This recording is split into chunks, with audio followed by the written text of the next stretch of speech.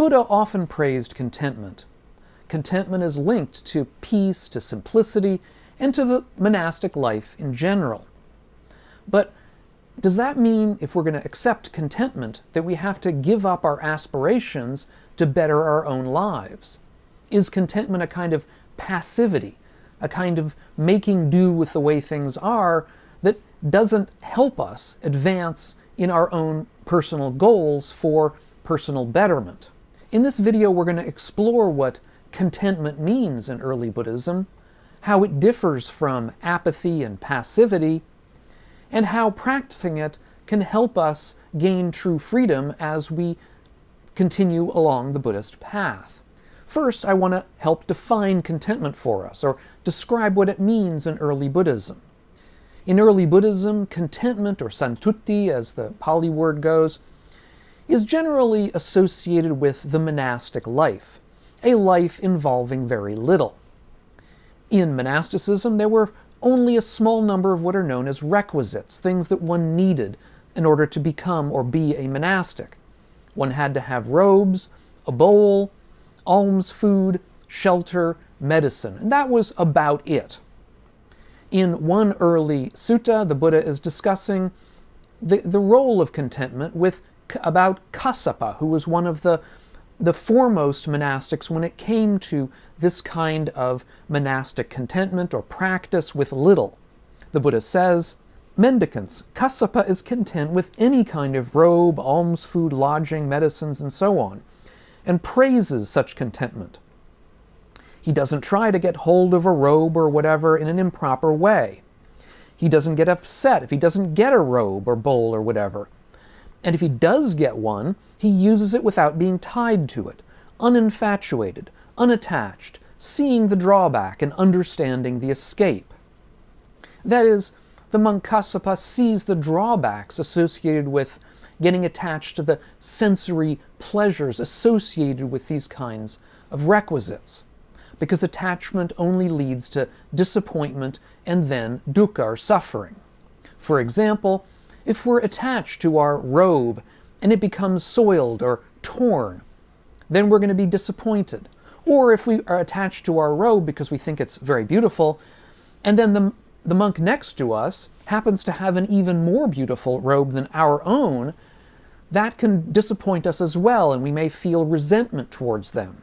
Or if we're infatuated with a particular kind of alms food, some particular food that we've been given that we find particularly delicious, then the next day we go out and we're not able to receive that same kind of food. Maybe they don't give it to us ever again. We're again going to be disappointed. These are ways in which attachment tends to bring pain and suffering, disappointment. The escape from this kind of attachment is to see things, to see these kinds of sensory objects with wisdom, to understand that they're always in a process of change and decay. As such, they're not worth attaching to, they're not worth desiring, they're worth giving up. As we give up attachment to them, what arises is contentment. Now, contentment is praiseworthy for many reasons. In a footnote to one of these passages, the monk Bhikkhu Sujato notes that restlessness, one of these hindrances to meditation, it tends to hanker, he says, hankers for the future. Restlessness is always looking for change, something better, something to improve. Contentment, on the other hand, is an antidote to this kind of restlessness.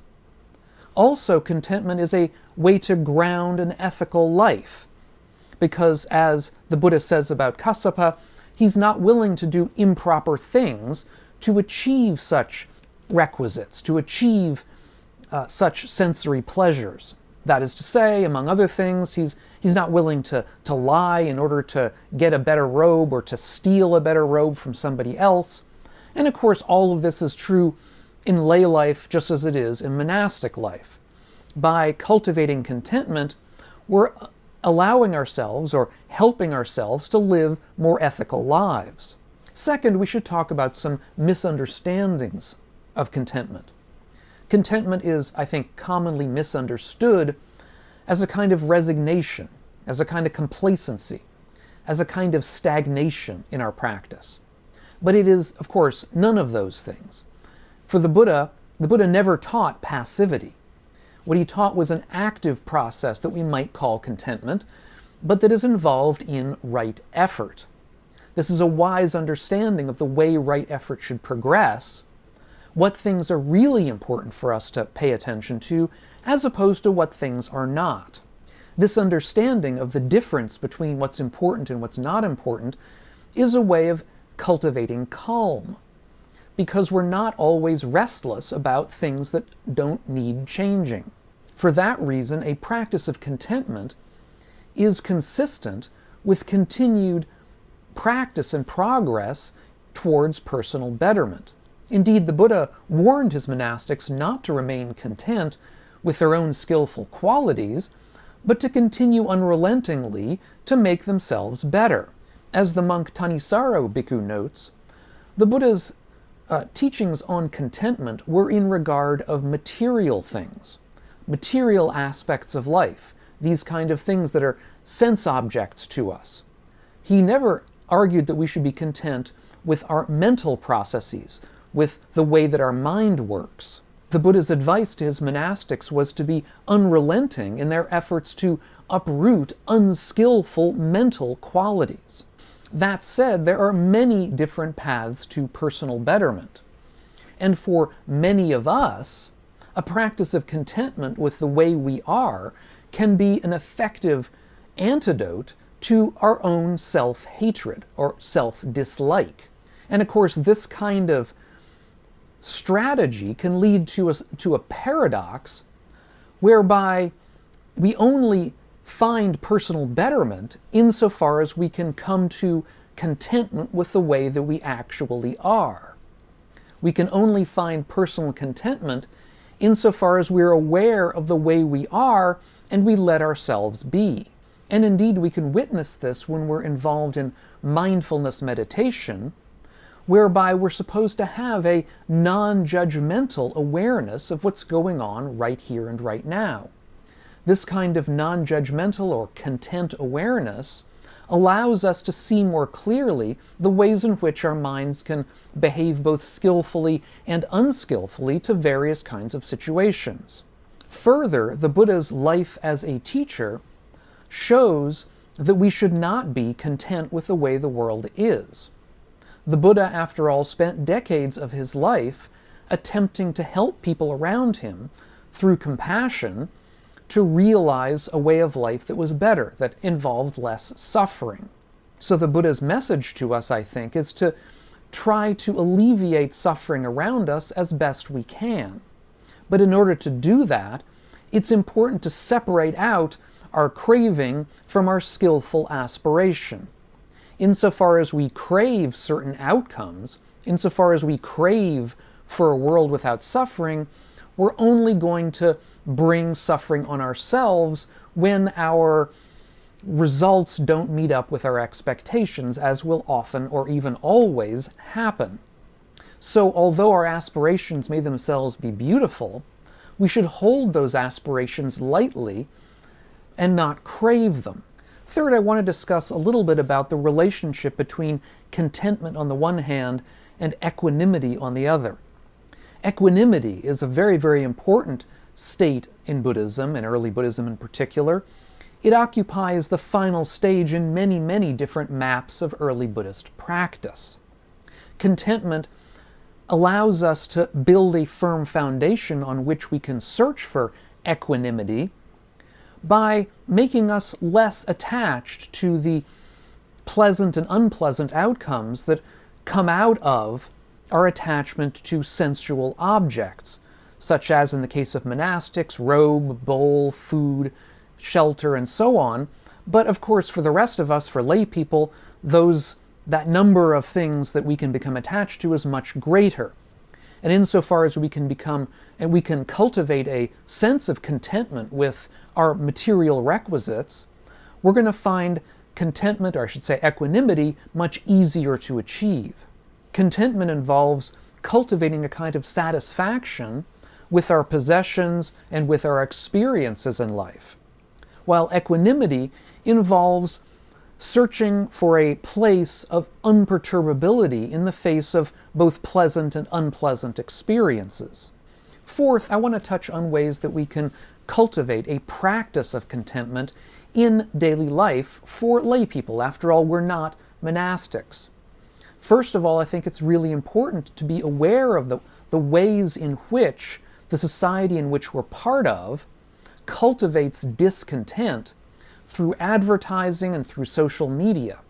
This kind of cultivation of continual discontent with the way things are can reflect upon our own mind state.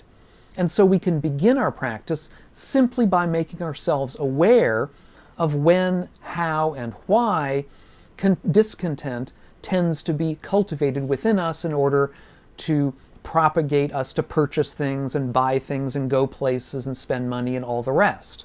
Second, we can practice mindfulness with our consumption.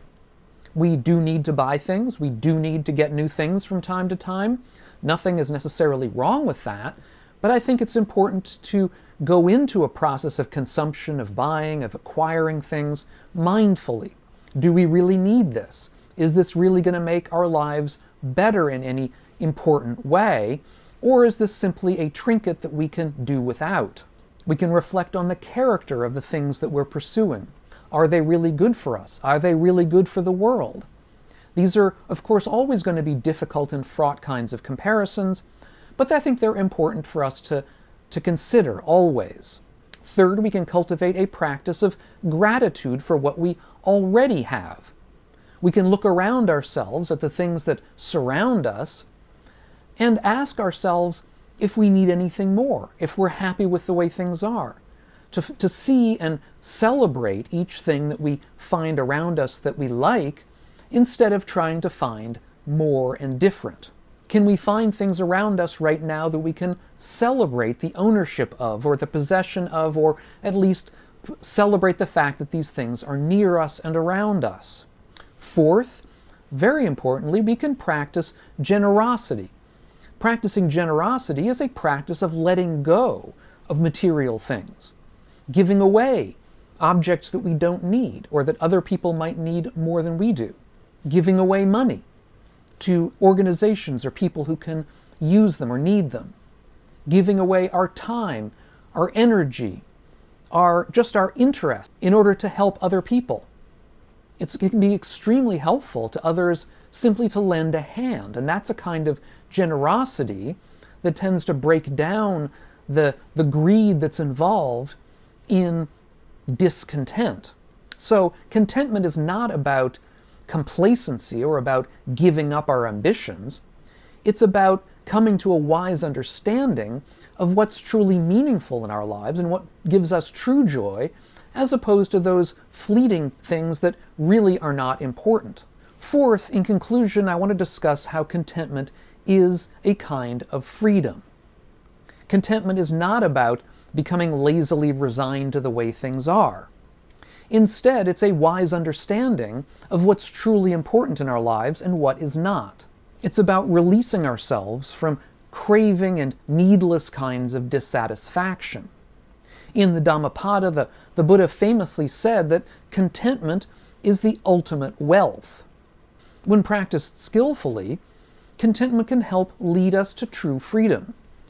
It can help enable us to find this kind of peace, insight, and a path to practice. So where do you see the kind of tension between contentment and striving in your own lives? Do you find this kind of tension anywhere? Do you work with it? How do you work with it? How do you try to find this kind of contentment? Finally, if you would like to hear one way, a kind of way that the Buddha discussed, ways that we could be too content in a certain way, or too equanimous, which is even stronger, I did a video about that a while back, and I'll leave a link to it up here on the screen. Some pitfalls here. So we'll get into those in that other video. If you're getting something out of this video of mine, consider taking a look at my Patreon page, which is linked up here on the screen and down below in the notes. See if you want to help support the channel and the work that I'm doing here. Thanks so much, and we'll catch you on the next video. And meanwhile, all of you, be well.